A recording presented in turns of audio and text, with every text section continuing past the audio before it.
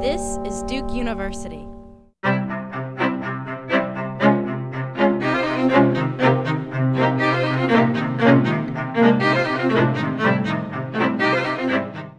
When Mohini began to show signs of pregnancy in 1963, volunteers from the Friends of the National Zoo set up a 24-hour schedule to observe the female cat.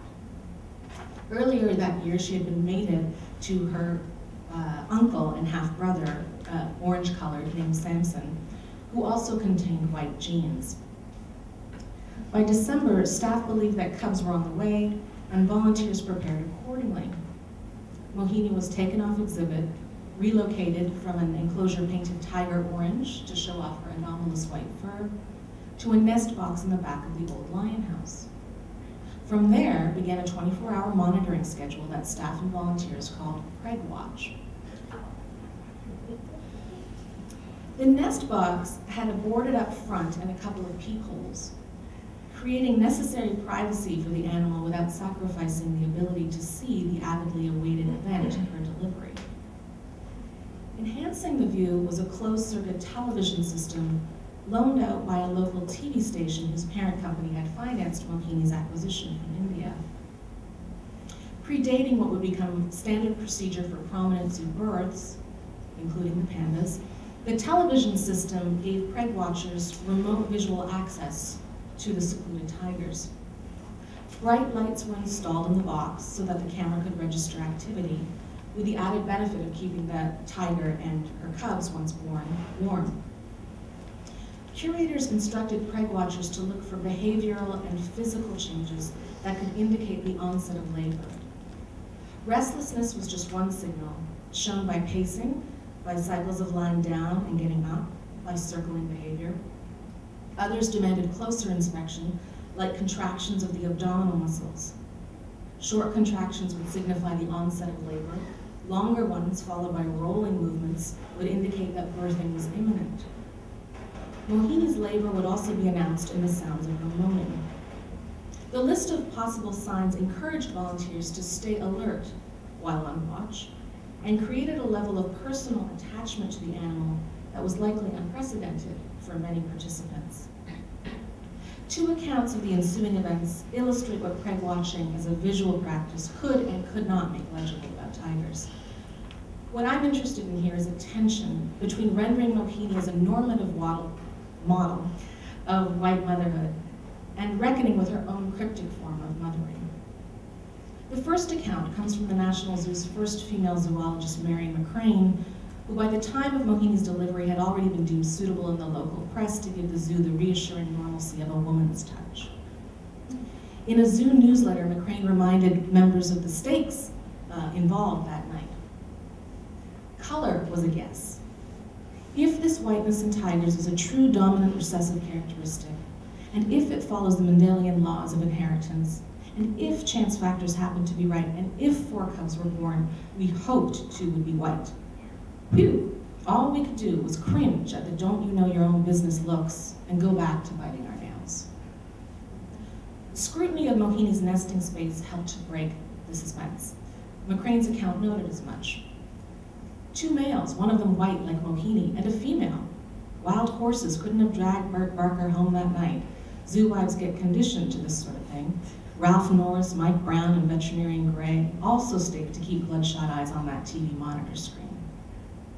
Like a maternity ward with expectant fathers, keepers hovered around the televised nest box in the lion house and were thrilled by their statistically good news.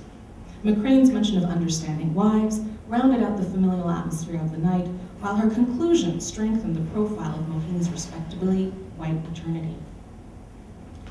Mohini cleaned the first baby until a third was born. Then she started cleaning the second. The third baby didn't get cleaned until about 7:35. At 11:50, the baby started nursing, and the night watch started to breathe again. The cubs were estimated to be about 1 and 1.5 pounds at birth.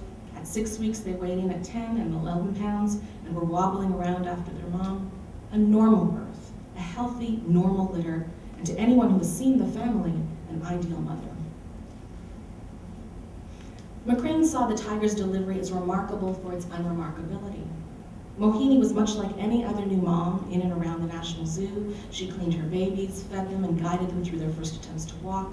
The babies, moreover, were unremarkable too, an ordinariness that reinforced their mother's ability to pass for white. Together, they comprised a family about which zoo reformers could be relieved and self-satisfied.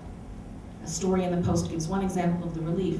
Following the maxim of, "so long as my child is healthy," the story reported how zoo officials were unsure of the sex of the white cub, but they're not upset, quote, "just so long as he or she is white."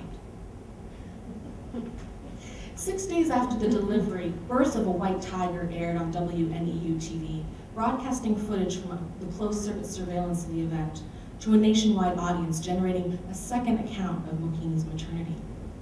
Writing in a Nature Club newsletter in Long Island, Dr. Michael Balbo, a veterinarian, described a tiger considerably more enigmatic than a crane's cat. It was fascinating to watch the beginning of labor, which was characterized by contraction of the muscles on the side of the female's abdomen, the flanks, followed by the appearance of the cub, enclosed in the amniotic sac, and the umbilical cord. While the cub was still attached to the mother by means of the cord, she would stand up and then sit down and seem to be sitting on the cub. However, this was not so, but only appeared so due to the angle of the camera. She then severed the cord with her teeth and removed the sac. There were a few anxious moments when, after the birth of the third cub, one cub still remained in its sac. If the sac is not removed, the newborn cub would suffocate, but Mohini removed the sac in time. The afterbirth was then expelled and eaten.